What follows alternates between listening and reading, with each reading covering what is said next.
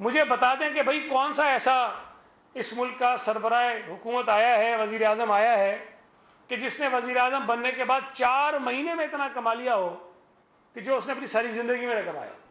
یہ واحد جو ہے نا وہ نمونہ ہے کہ جس نے وزیر اعظم بننے کے 4 مہینے کے اندر اتنے پیسے کمائے، جو 66 سال کی زندگی میں، جس میں وہ پتہ نہیں کرکٹ کا پتہ نہیں کیا بنا ہوا تھا، ورلڈ کپ جیتا تھا، وہ ٹی شرٹ بیچتا تھا، وہ پتلونیں بیچتا تھا، وہ بلے بیچتا تھا، وہ گیندیں بیچتا تھا اور لاکھوں ڈالر کی بکتی تھی، اس میں اتنا پیسہ نہیں کمایا اس نے۔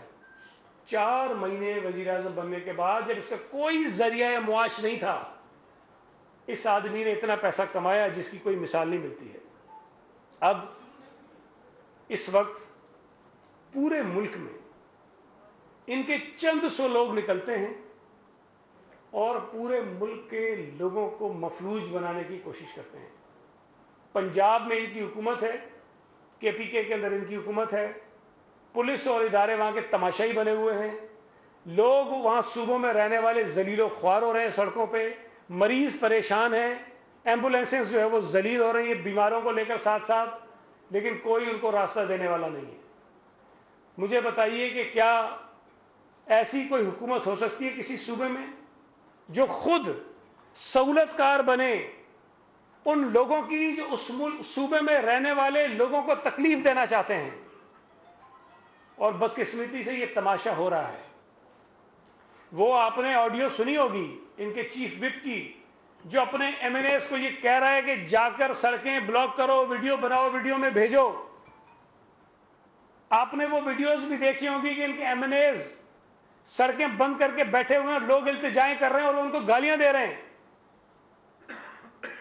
اس ایک تماشے کی وجہ سے پورے ملک کا تماشا بن رہا ہے۔ یہ عمران نازی کو کسی نہ کسی طور پر اس ملک کے آنے والے لوگوں کے لیے عبرت کا نشانہ بنانا ضروری ہے۔ یہ کوئی اور فتنہ ایسا دوبارہ پیدا نہ ہو اس ملک میں۔ یہ جو کچھ کر رہا ہے آج وہ باتیں صحیح ثابت ہو رہی ہیں کہ کیوں بھارتی اس کو فنڈ کر رہے تھے، کیوں اسرائیلی اس کو فنڈ کر رہے تھے، کیوں پی ٹی آئی کو پروان چڑھانے میں پاکستان کی جو دشمن حکومتیں ہیں وہ بالکل کار فرما رہی ہیں۔ انہوں نے کیوں عمران خان کو اور پی ٹی آئی کو اتنا آگے بڑھایا ہے، پیسے دیے ان کو، انویسٹمنٹ کیے ان کے اوپر۔ آج وہ چیزیں ایک ایک کر کے صحیح ثابت ہو رہی ہیں کہ وہ کیا وجوہات تھیں کہ یہ بش کو صدر بننے کے لیے نوافل ادا کرتا تھا، یہ مودی کے الیکشن کے لیے کمپین چلاتا تھا، یہ کیوں لندن کے میئر کے لیے جب اس کا یہودی سالہ الیکشن لڑا تو اس نے ایک پاکستانی مسلمان کی مخالفت کی اور اپنے یہودی سالے کی حمایت کی۔ آج وہ یہودی سالہ اس کی کمپین چلا رہا ہے اور عمران خان کا دفاع کر رہا ہے۔ یہ ساری کڑیاں اگر آپ جوڑیں تو آپ کو پتہ چلے گا کہ یہ عمران خان کا جو پروجیکٹ ہے یہ کوئی لوکل پروجیکٹ نہیں ہے، یہ انٹرنیشنل پروجیکٹ ہے، جس میں بدقسمتی سے ہمارے کچھ لوگ بھی شاید شامل ہو گئے، جنہوں نے سمجھا کہ یہ کوئی مسیحا ہے، یہ آ کر اس ملک کو پتہ نہیں بحرانوں سے نکالے گا، اور اس نے اس ملک کو اتنے بحرانوں میں دھکیل دیا ہے کہ آج اس ایک انا پرست آدمی کی وجہ سے پوری دنیا میں پاکستان اور پاکستان کے ادارے رسوا ہو رہے ہیں، اور اس نے تماشا بنایا ہوا ہے پوری دنیا میں پاکستان کا۔ ایک آدمی نے، نالائق آدمی نے، بے وقوف آدمی نے، جس کی کوئی عقل نہیں ہے، جس کو کوئی آئین کا نہیں پتا، جس کو کوئی قانون کا نہیں پتا، جس کو کوئی نظام کا نہیں پتا، جس کو کوئی جمہوریت کا نہیں پتا، اس آدمی نے پورے ملک کا کھلواڑا بنایا ہوا ہے۔ میں ایک مرتبہ پھر مطالبہ کرتا ہوں وفاقی حکومت سے کہ فوری طور پر آئین شکنی کے جرم میں اس کے خلاف کارروائی ہونی چاہیے، اور جو شخص اس کے اوپر حملے میں ملوث پایا گیا، جس کو خود ان کے اپنے کارکنوں نے گرفتار کیا ہے، یہ تو اللہ کا شکر ہے کہ زندہ پکڑا گیا وہ آدمی۔ اگر یہ بندہ بھی فارغ ہو جاتا تو عمران نے جو گند مچانی تھی اس ملک میں اس کو کوئی اندازہ نہیں لگا سکتے۔ اللہ کا شکر ہے کہ وہ بندہ زندہ پکڑا گیا ہے۔ پولیس کی تحویل میں، اس پولیس کی تحویل میں ہے جو پی ٹی آئی کی حکومت کے کنٹرول میں ہے، اس سے تحقیقات کریں اور اس کی تحقیقات کو لوگوں کے سامنے لے کر آئیں۔ کہ پتہ چلے کہ اس کے پیچھے کون تھا, اس نے یہ کام کیوں کیا ہے. اور وہ کل بیٹھ کے کہہ رہا تھا کہ میرے خلاف جو ہے وہ توہین وہین کا الزام. بھائی میں شاید وہ آخری آدمی ہوں گا جو کسی کے اوپر توہین مذہب یا توہین رسالت کا الزام لگاؤں گا, لیکن اس بات کو کوئی نہیں جھٹا سکتا کہ جتنا بےایمانہ طریقے سے اور ظالمانہ طریقے سے مذہب کا استعمال عمران خان نے کیا, کسی نے نہیں کیا. اگر تم غلط استعمال کرو گے بھائی, ہم یہی تو رونا روتے ہیں کہ مذہب کا استعمال سیاست میں مت کرو. اس ملک میں اس قسم کے لوگ پائے جاتے ہیں جو یہ پکڑا گیا بندہ جس قسم کے وہ بیانات دے رہا ہے,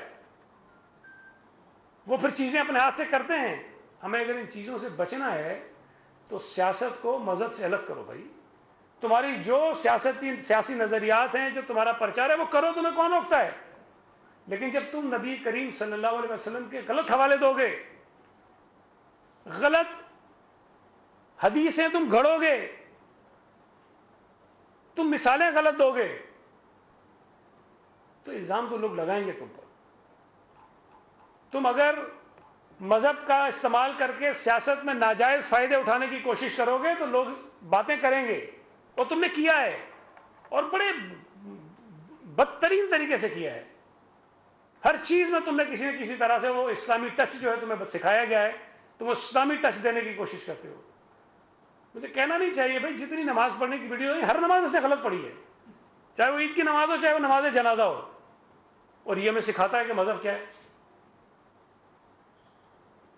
اس لیے اس فتنے کو, اس ملک کے اوپر ملک کے اوپر نازل ہونے والے عذاب کو کنٹرول کرنا بہت ضروری ہے. ورنہ یہ شخص ملک دشمنوں کے کہنے پر, ان کے فنڈ پر, ان کے وسائل پر اس ملک کو اور اس ملک کے اداروں کو جو ہے وہ نشانہ بناتا رہے گا.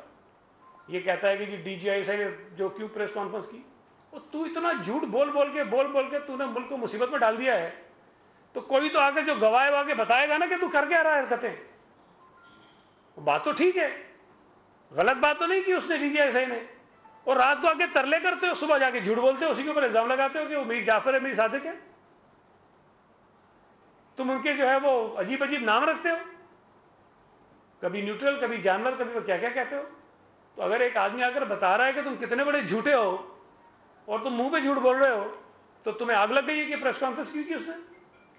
آئیڈیلی اسپیکنگ نہیں کرنی چاہیے پریس کانفرنس, کسی فوجی افسر کو پریس کانفرنس طرح کی نہیں کرنی چاہیے, لیکن کسی جھوٹے کو بے نقاب کرنے کے لیے, بھائی میں تو گواہ نہیں ہوں نا ان باتوں کا, جو گواہ ہے وہی بتائے گا کہ تم نے حرکتیں کیا کی ہیں.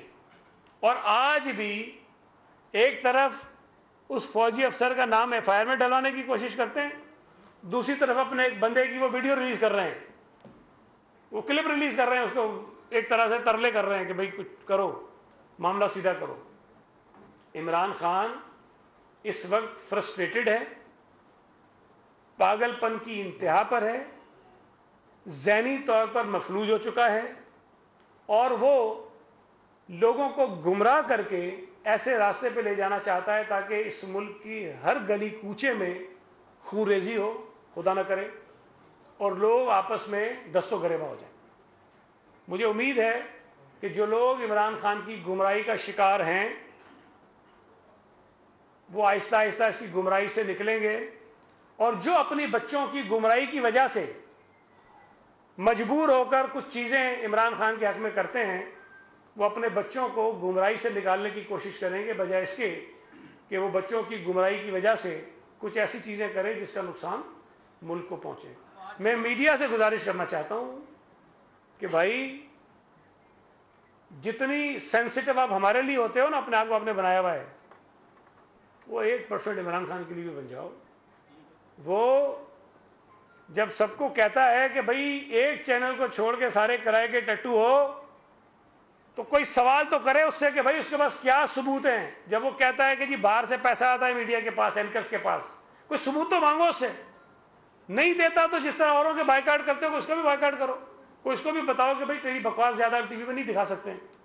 بہت شکریہ. اچھا صحیح بھائی یہ بتاتے ہیں, میڈیا پہ تو غصہ سب سیاستدان کرتے رہتے ہیں, آپ نے بھی کیا, سوشل میڈیا کو کس طرح کنٹرول کریں گے, کیونکہ عمران خان کا جو سب سے بڑا ٹول ہے اس کی پالیٹکس کا वो सोशल मीडिया है, और हुकूमत इस वक्त आपके पास है, सूबाई हुकूमतें 2 सूबों की भी और उसके अलावा वफाक में भी, तो वो उसके लिए कोई जो कवानीन बनाए गए या मुख्तलिफ किस्म की तजावीज़ भी ज़ेरे गौर की, तो वो उस पर अमल दरामद क्यों नहीं करते? क्योंकि झूठी प्रोपेगेंडा सोशल मीडिया के जरिए ही हो रही है। देखिए, मेरा ये ख्याल है, पहली बात तो ये है कि ना तो इलेक्ट्रॉनिक मीडिया पे, ना ही प्रिंट मीडिया पे और ना ही सोशल मीडिया पे कोई ऐसी पाबंदियां होनी चाहिए जिससे जो आइन में दिया गया आपका राइट ऑफ एक्सप्रेशन है उस पर कोई कदर लगे, बिल्कुल नहीं होनी चाहिए। लेकिन कहीं कहीं हमें खुद इस बात को फैसला करना चाहिए। मैं तो नहीं कह रहा कि किसी चैनल को बंद कर दें, मैं तो कह रहा हूँ कि चैनल में बैठे हुए लोग खुद फैसला करें कि भाई गंद कितना दिखाना है आपने, झूठ कितना दिखाना है आपने। जो किसी एजेंडे के तहत मुल्क के इदारों को बदनाम करने का सबब बन रहा है आदमी, उसको कितना दिखाना है आपने, ये आप तय करें, ये आपकी मर्जी है। सोशल मीडिया पे या आपके मीडिया पे देखें, जो चीज़ें गलत चलती हैं उसको रोकने के लिए कवानीन मौजूद हैं, उन कवानीन का इस्तेमाल होना चाहिए। कोई ऐसा जालिमाना नया कानून नहीं बनना चाहिए जिससे सिर्फ एक आदमी की वजह से उस कानून को मिसयूज़ करके कोई और फ़ायदे उठाए। मैं तो ये कहता हूँ कि फैसला आपको करना चाहिए। बाकी देखें, झूठ बोलने से आप किसी को रोक नहीं सकते, वो उसको झूठ बोलने की बीमारी है, वो बोलता रहेगा। लेकिन कम से कम आपके पास इख्तियार है कि आप ये तय करें कि कितना झूठ अखबार में छपना चाहिए, कितना टीवी पे चलना चाहिए, वो करें। बाकी सोशल मीडिया ज़ाहिर है लोग आज़ादी से चलाते हैं, चलाएं, लेकिन झूठ कभी भी हमेशा के लिए नहीं होता, कहीं ना कहीं बेनकाब ज़रूर होता है। ये बता दें कि दो सूबों के मुख्तलिफ शहरों में छोटे छोटे जत्तों ने लोगों को यरगमाल बनाया हुआ है, सड़कें बंद की हुई हैं, उनकी ज़िली इंतज़ामिया, वहाँ की पुलिस मुकम्मल उन जत्तों के साथ है। क्या पाकिस्तान के आइन वफाकी हुकूमत को ये इख्तियार नहीं देता कि वो मुतबादिल कोई रास्ता तलाश करे, चूँकि लोग यरगमाल बने हुए हैं और आमद और रफ्त मुकम्मल तौर पर बंद है? आइन क्या कहता है इस हवाले से? देखिए, चीज़ें अगर सूबाई हुकूमत के कंट्रोल से बाहर चली जाएं और वो ना कर सके कंट्रोल, तो फिर फेडरल गवर्नमेंट जो है वो कोई किरदार अदा कर सकती है। लेकिन मैं इस बात का बिल्कुल हामी नहीं हूँ कि फौरी तौर पर कोई ऐसा सख्त एक्शन जो है किसी सूबाई हुकूमत के ख़िलाफ़ वफाकी हुकूमत ले। ये मुझे यकीन है कि जिन लोगों को इन फसादियों ने मुश्किल में और तकलीफ। रहनुमा पीपल्स पार्टी सईद गनी इस वक्त न्यूज़ कॉन्फ्रेंस कर रहे हैं।